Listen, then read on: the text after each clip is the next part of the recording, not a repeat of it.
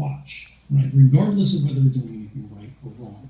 And this is a fundamental change, and this is what drove me forward. Traditionally, the work of intelligence services, the work of surveillance agencies, of police investigators, had always been particularly and specifically targeted towards individuals who we had probable cause that had been demonstrated to a court were up to no good.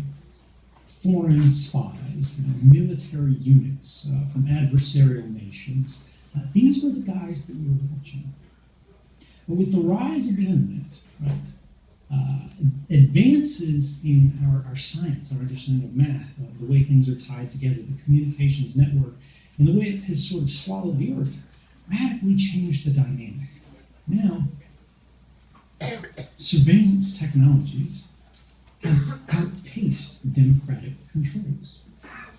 Those things that we used to enjoy a generation ago were primarily the product of one particular technological peculiarity, which is that surveillance was expensive, extremely so. Governments had to spend extraordinary sums to track individuals. To know someone's location might involve many teams of officers, both in buildings, behind desks, and those out on the street, working in shifts. I apologize. We've got somebody who just joined the stream. I'm not sure if you know aware of this, but it was causing a little echo. All right, we've got that fixed, I think. Yeah, but so we had basically this dynamic where you had to have whole groups of people tracking one individual. But now, thanks to this rise in technology, that has been reversed entirely. Now you can have one guy sitting somewhere completely far away from the target, like myself, at the NSA in Hawaii, who can track with extreme precision an unimaginably large number of people. Rather than having whole teams following one person, now you have one person following whole groups, whole individuals. And they don't have to be connected in any way. And this means, for the first time in human history, it's both technologically and financially feasible for governments to track and store nearly complete records of all of our lives. And this is not science fiction. This is happening now. This, not a black screen, this is the Massive Data Repository.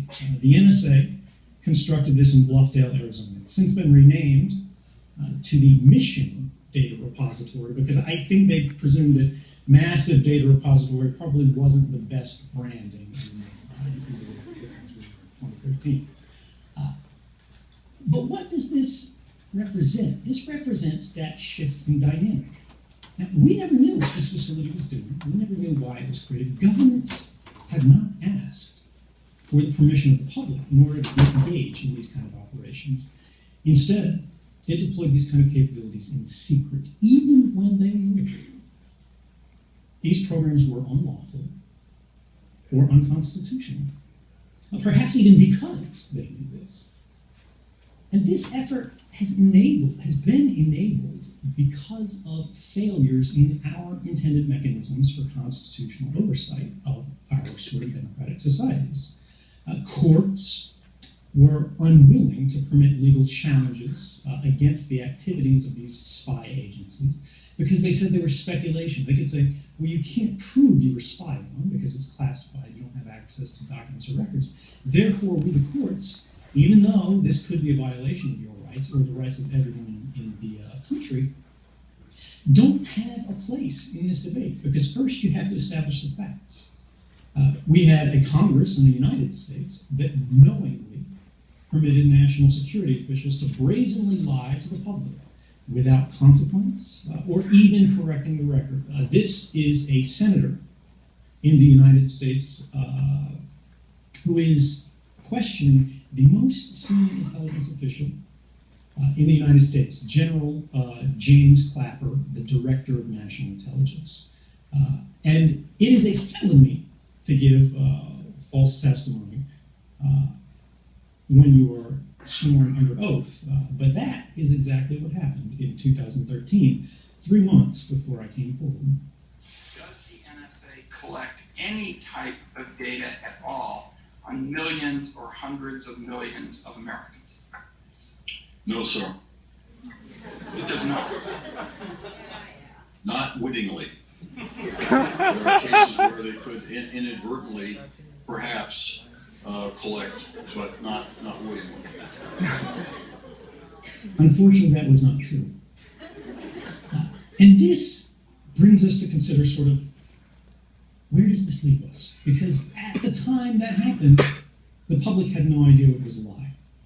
The senator asking the question did know it was a lie. The director of national intelligence knew that it was a lie as well. Apologize, we've got someone else who's joined the stream. All right, hopefully the university can get that under control. But the thing here is, all the powerful people in the room knew this was a lie, but they didn't correct the record. They allowed the public to be deceived, even though it was, in fact, a crime. The director of national intelligence later admitted this was a false statement, saying it was what he considered the least untruthful thing he could say at the time, and too cute by half. But what does it mean in a democracy where the very foundation of the government, the legitimacy of our system, is derived from the idea that we, when we cast our votes, are providing consent for the government to carry out these policies? Consent, as hopefully everyone in this room can tell you, is only meaningful if it is informed. I get the feeling that we have a live stream somewhere that is displaying things that are allowing people to join. But I hope that all of you who are joining will at least mute your microphones.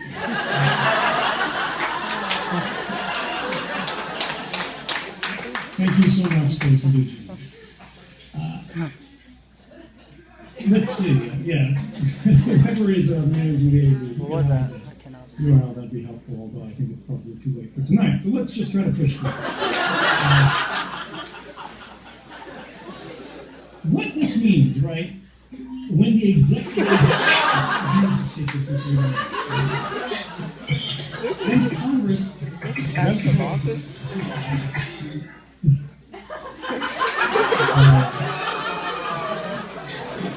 Miss who just joined, if you could please mute your microphone as well, that'd be really fabulous. We don't need to do that.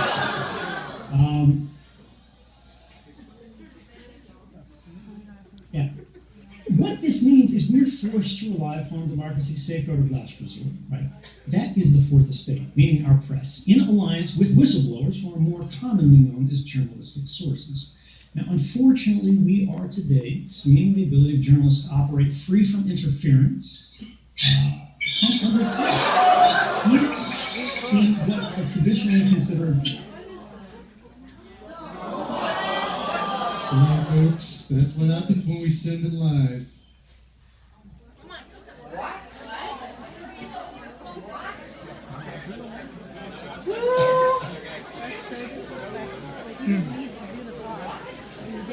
The world of hackers. It's a world? It's a hacker.